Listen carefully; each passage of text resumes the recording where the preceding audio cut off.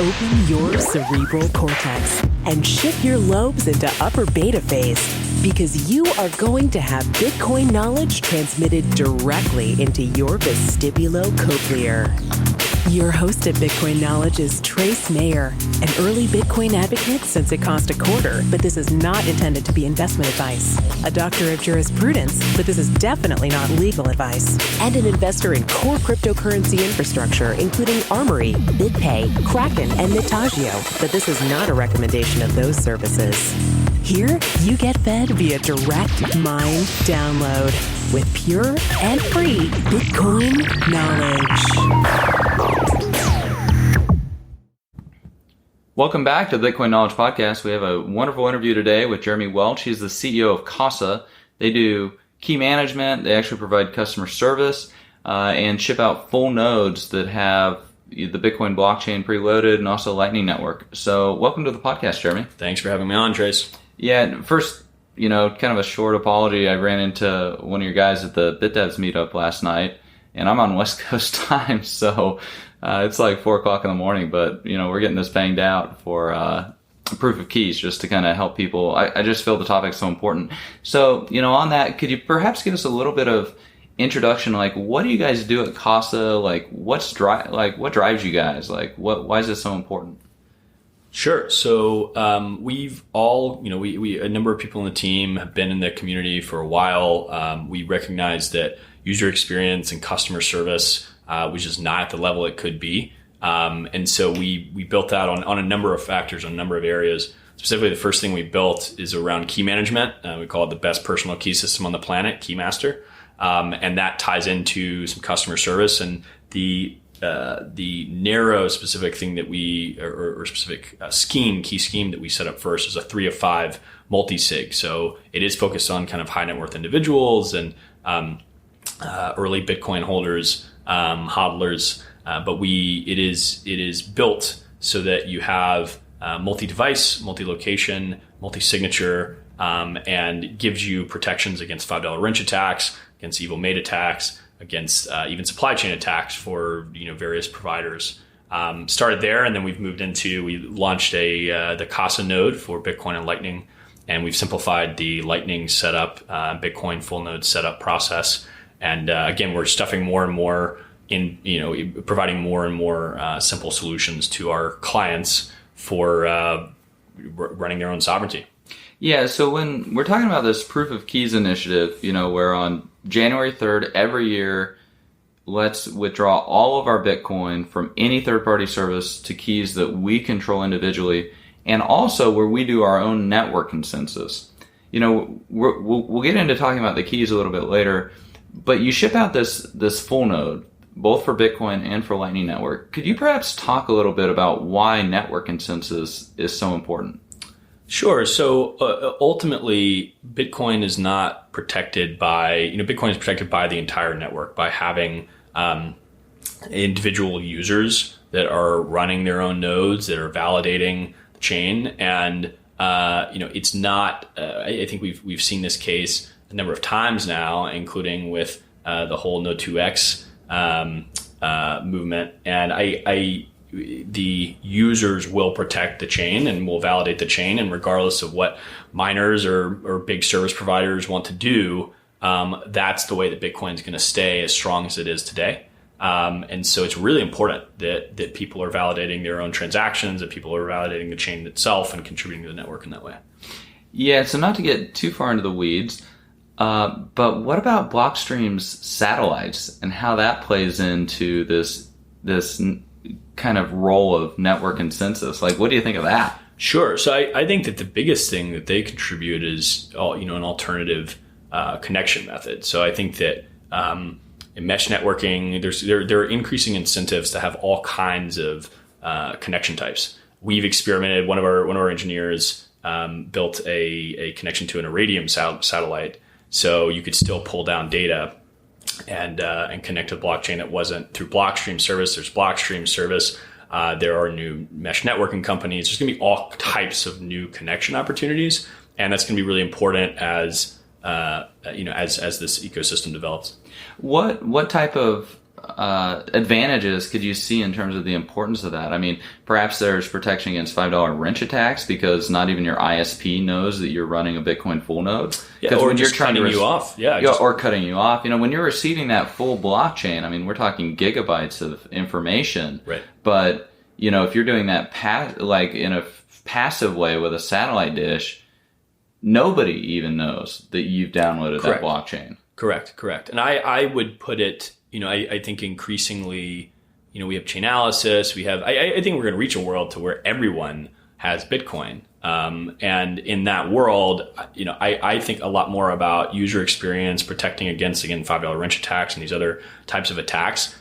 We are very privacy sensitive at Casa, but I do think we're going to get to a world and there are going to be trade-offs based on kind of usability and privacy. But ultimately, I think the bigger thing around the satellite is that, how many times does your Comcast connection just get cut off? And it's one thing if it's just you're watching a football game or you're doing something else on the internet and the your internet connection gets cut off and then you reconnect it an hour later. It's another thing entirely if you're trying to send a Bitcoin transaction.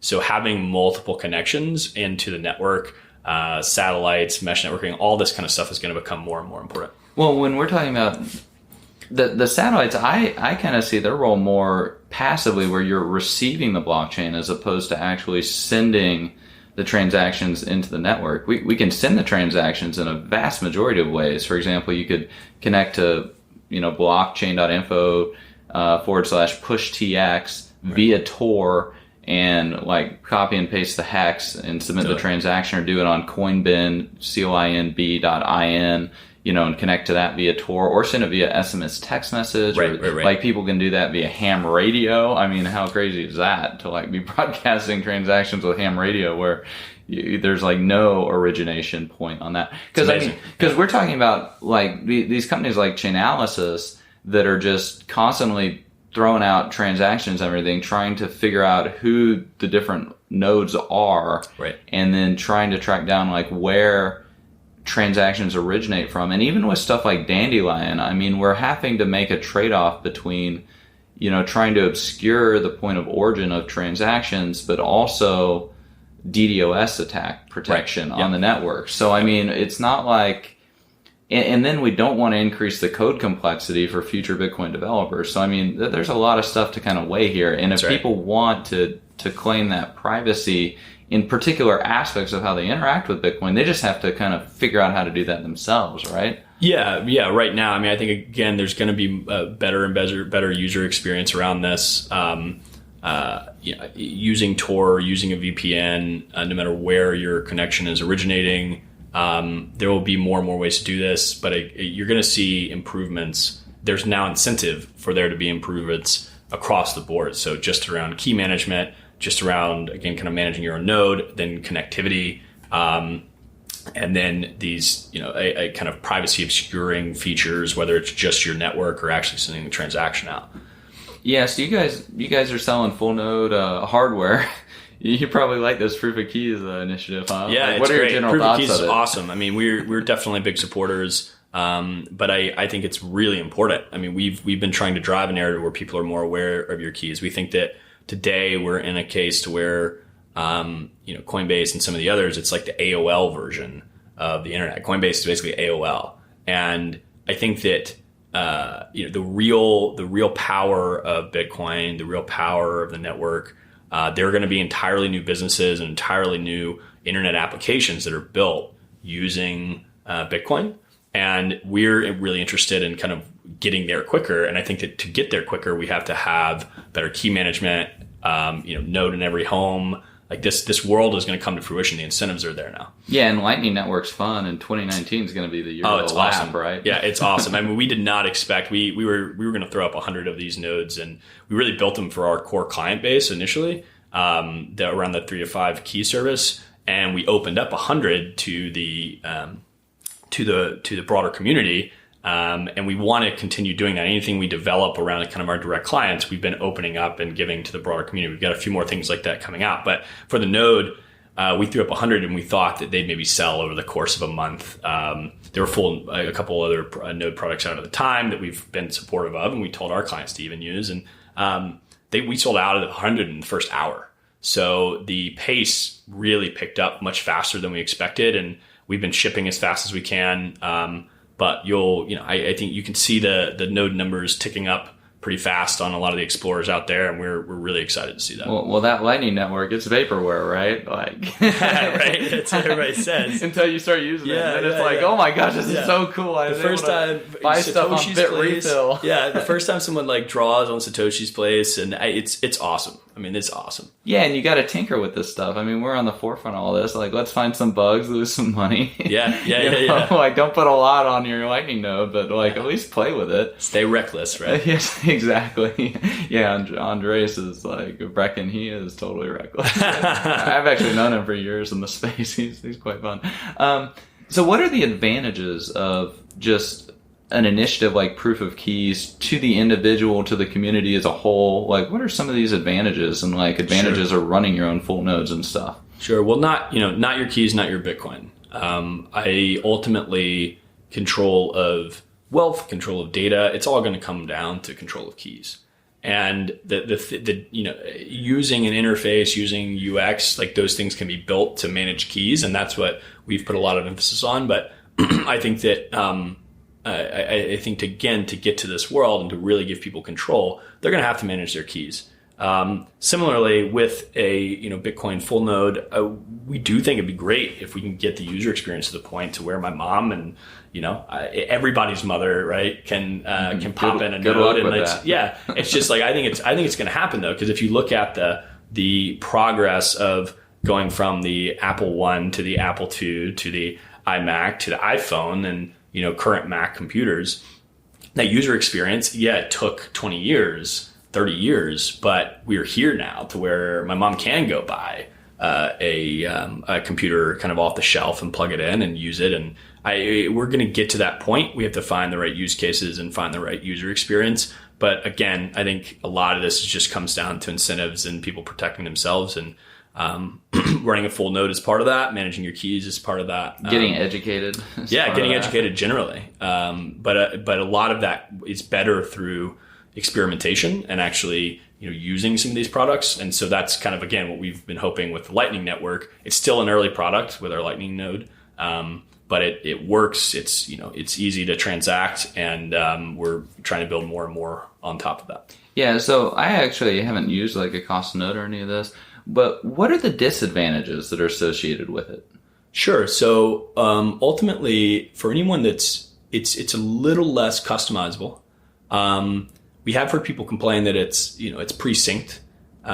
We do offer actually the ability for you to sync from scratch. But so that's part of the value proposition, like not having to sync however many that's the trade-off, right. We wanted something that was plug and play, but I think that ultimately, there's a little bit of, you're going to suck down some bandwidth even when it's pre-synced, but that's not going to be any more than, most people download gigs and when they're watching football games or, Netflix or something. So it's not going to be a huge hit there.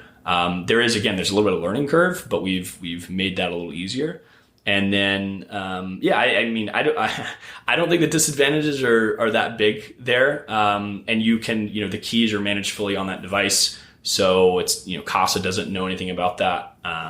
And so we're trying to build it in that direction, but long term, it's going to take a while for it to really get to the kind of everyman to be able to use it. Well, Casa doesn't know anything about the private keys or the public keys. The private keys or the public keys for the Lightning and Bitcoin nodes.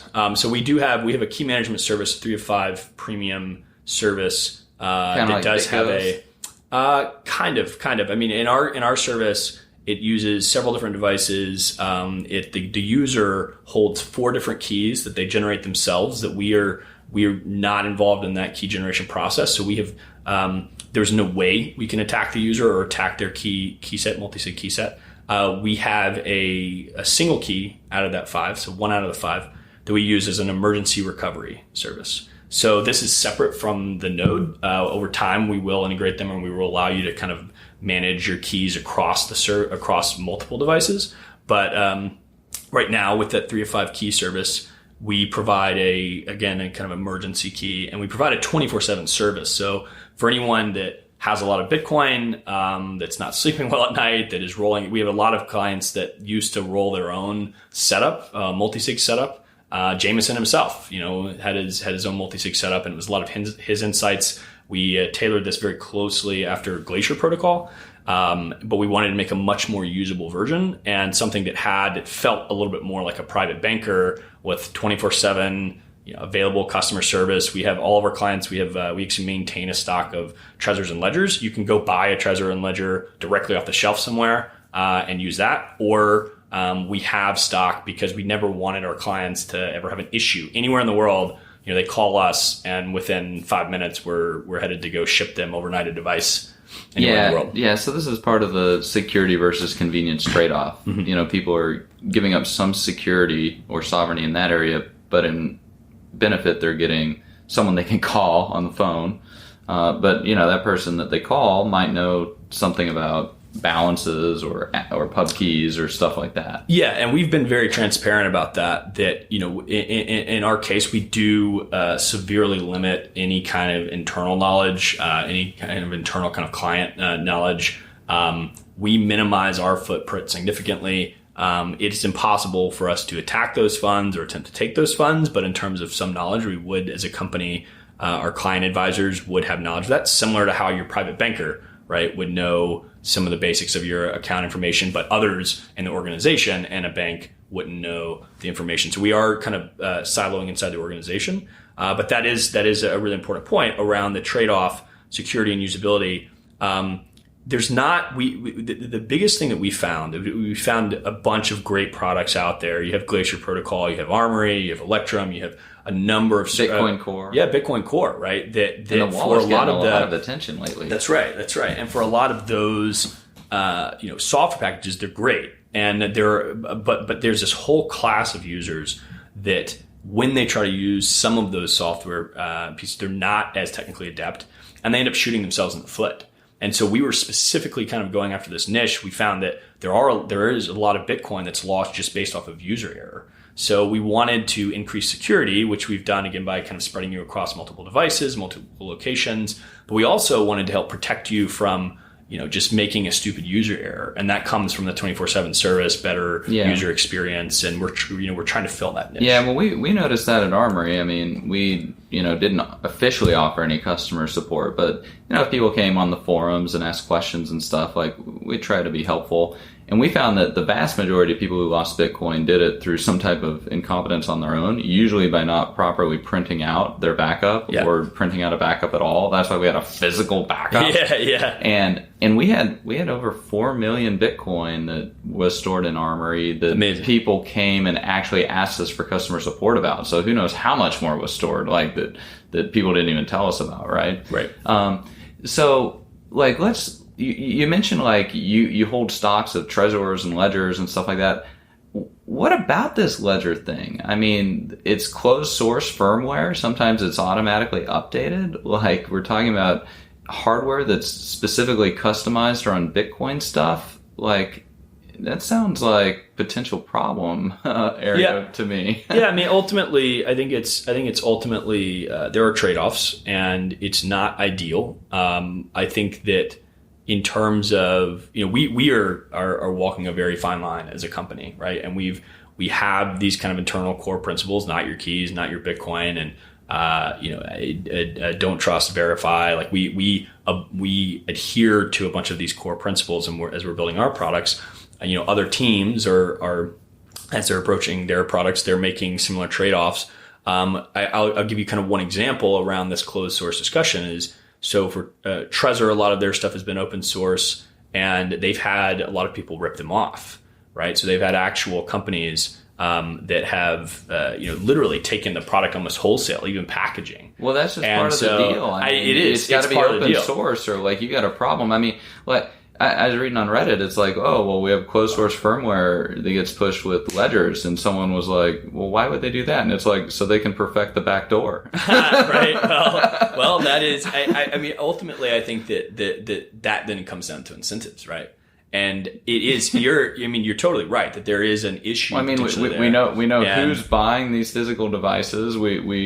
If you're not configuring it to use your own private full node and you're using their full node, well, now you're letting them know what balances are associated with this physical hardware that they ship to a known address with a name that maybe so now they're just going to start appending like your Bitcoin balances to your credit report. A lot of people don't realize. Who could they sell that to? And, Right, I mean, would that be valuable right, information to know? Yeah, a lot of people don't realize that for most hardware wallets, again, they're pinging out to a wallet service and they're using because they're not doing their own network instances. That's right. They're using someone else's. You could use in with some of those devices. You could fork some of the software, create your own. We've seen people do that. Oh yeah, good luck with. But again, that's a usability thing. They'd be right? using Armory if they knew how to do that, right? So it's like there are, and we specifically have actually built. We have what's called a sovereign recovery tool. So for every key ring that's generated with Casa, we actually send you all the information, and we call it the sovereign recovery process. And you can use Electrum, you can plug in the same devices, and you can recover your funds totally independently. Yeah, because you guys are from what I understand, you're both software and hardware agnostic. That's right. And we have software apps. We make it really easy on iPhone. Android is almost done. We've had a lot of people asking, and Android version is almost done, so we're excited to get that out soon. But we do have the software interface. But at any time, if we disappeared, you're still protected because we've created multiple ways. And a lot of our clients, they go through and they test this kind of sovereign recovery process before they'll even put funds on, so that they know that they have multiple ways out. Well, you say duh, right? It's funny. I mean, like you say duh, but it is this kind of world to where a lot of people, they're used to just walking into a bank and everything. And it's crazy. But a lot of people just have never had to question what it really means to be kind of at that sovereign level. And so we, at least as a company, are trying to drive more of that conversation, make it very real, managing your keys, what the risks are, what the trade-offs are, but also create good user experiences. And that balance is really hard. The Casa team has been amazing. I can't say enough good things about the entire team on the engineering side, design side, client service side. It's really the nexus of those three that makes something unique. And that makes it so that we can kind of continue to drive this forward. Again, we want to get past all this key management stuff so we can get to the broader applications, so we can get people like living their lives, right? But security is the foundation. Well, of course. But the point there again is that if we get better key management, if people are holding their keys, if we're building like that type of world, we will get to a place to where we can start building other layers and building more applications that use the fact that you have your keys and that are built for you versus being built in a way like Coinbase or some of these other systems. Like we want to get away from that world. Yeah. So what are you most excited about in this whole industry, this whole space in general? I love the Casa node's amazing. Lightning growth has been amazing. I'm excited. I mean, the whole proof of keys initiative, I think is perfect because it's driving people to be more aware of the keys themselves. But more than that, I think it's driving people to be aware of the responsibility that they have and that they can have and the power that they can have. Like what we're really interested in, our mission as a company is maximizing personal sovereignty and safety. So we think that those two words actually are really important together, sovereignty and safety. If you just throw somebody the sword, throw them the gun, throw them whatever, the lightsaber, and they lop their foot off. And they lop their foot off. Like that's not good either. We want a case to where they have this extreme sovereignty. They have more and more options of sovereignty, but it's very clear on that, where they can be both safe and sovereign and where the risks are. So I'm really bullish. Process. It's a process. It's a learning process. It's a journey. That's why the kind of customer service piece is there. But ultimately, I'm really bullish and really excited about 2019 because I think that people are starting to become more aware of that. Proof of keys initiative is being one of those, and we're very supportive of that. But people are starting to become more aware, and then as that happens and they grow and their experience and their knowledge of the space, we're going to get again more really interesting applications. We're going to get more people using just Lightning generally. I'd love to see not one Satoshi's place, but thousands and millions of Satoshi's places and other apps like them, right? That a lot of the internet that's built today has been built off of this advertising ecosystem. And we need to get away entirely from that. So I'd like to see the whole internet rebuilt. There's been a lot of blowback on Facebook recently someone needs to build a full new social network, right? And Patreon and Subscribe Store. All of it. And I mean, all of it, this. right? We need to rebuild all of it. So. And I think we underestimate, like, you know, when you take those keys for yourself, you're empowering yourself. That's right. You're growing a freaking spine. Yeah, that's 100% right. And if people are short Bitcoin, especially these exchanges, I mean, I highly doubt that it's a causation thing, but you know, within the first week of doing proof of keys, the Bitcoin price went up 15%. Nice. Like, yeah, that's I mean, great. I don't think it's because of proof of keys, but I mean, the first introductory video had over 100,000 views in the first 48 hours. I mean, amazing. It was kind of like when I did the interview about BIP 148, went from 200 nodes to 1,200 nodes in the first, 48 hours. And so you want the power, take the keys. Do your own network consensus. That's the bottom line. And so, you know, in conclusion, how are you guys helping people do that again?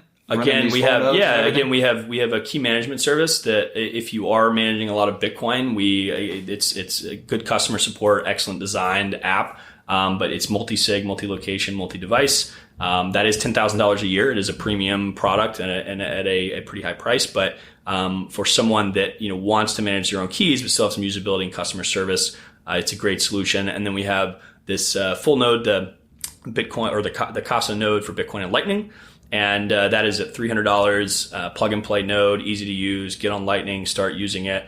You can get both. Keys.casa is one of the websites, or store.casa. Both of those to try out any of those products or apply for the key service. And the price point on the nodes and stuff? The price point on the nodes is $300. Oh, that's interesting. So Bloomberg had an article. There were 5 million AML KYC Bitcoin users, active Bitcoin users in 2016. We have 35 million in 2018.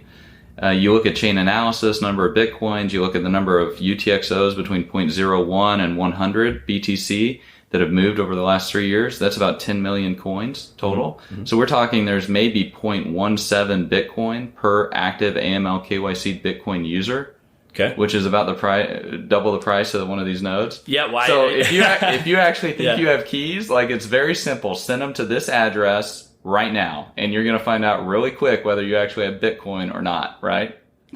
What do you... Well, like, let's say exchanges are short because they're fractionally reserved or something. Yes, I mean, yes. It's very simple. 100%. Like, prove you have the keys. Send them to this address right here, right now. And they're either going to send them or they're going to make an excuse. And if they make an excuse, would you say that's a legitimate reason to worry? It is definitely a reason to worry. I mean, even delays. Like, I think that the first time anyone starts managing their own keys, there's this process when they first kind of pull it out of one of these systems that they're like tapping their fingers and they're like, oh my God. And they realize, okay, this is real. When it lands and whenever the Bitcoin's there is this rush. There's a rush of empowerment. There's a rush of like freedom. Man, like, it's freedom. It's monetary totally freedom and sovereignty. It is freedom. It is power. It is sovereignty. And most people never go back. Like, most people, why would you? Exactly. I mean, I think let's go back to being a gelatinous blob. Yeah, like, without a spine. It is a very inspiring, powerful experience. And so I think we want more and more people heading that direction. So proof of keys. Yeah. Well, thanks so much. We've had Jeremy Welch, CEO of Casa. Thanks so much for being with us. Yeah. Thanks for having me on.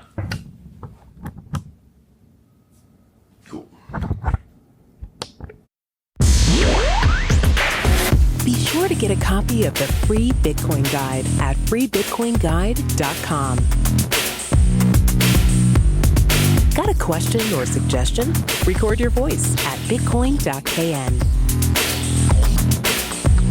Don't be shy. To help the show, share bitcoin.kn with friends, post about it on Reddit, and otherwise spam the interwebs.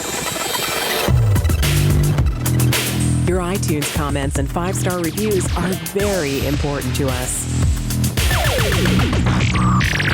Please continue tuning in to the Bitcoin Knowledge Podcast, where we release interviews with the top people in the Bitcoin world. Now take some choline and let that Bitcoin knowledge consolidate.